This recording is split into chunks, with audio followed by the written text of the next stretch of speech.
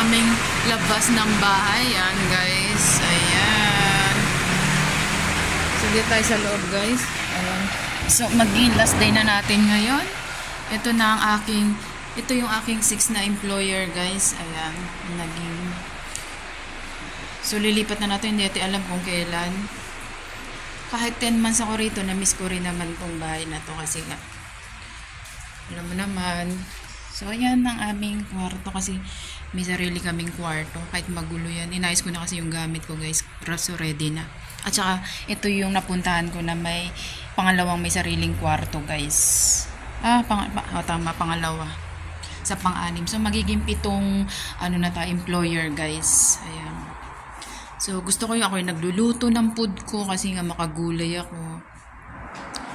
Ayan. So, i-tour ko kayo, guys, dito sa bahay. So, tulog naman. So, ito naman yung taas, guys. Dito yung sampayan. Ayan. So, maraming abubot kasi nga, hindi ko alam kung bakit maraming abubot. So, ayan ang ating sampayan. Hanggang dito is magulo. O, diba? Yan na nga yung damit ko, guys. Kukunin ko na ang aking damit. Magsampay ako tuloy kasi nga si Lola habang tulog. So, ayan ang aking damit, guys. Ito ang aking sambayan diyan. Hanggang doon, guys. Yan. Ay, ala. Yung kumot ko, makakalimutan ko pa.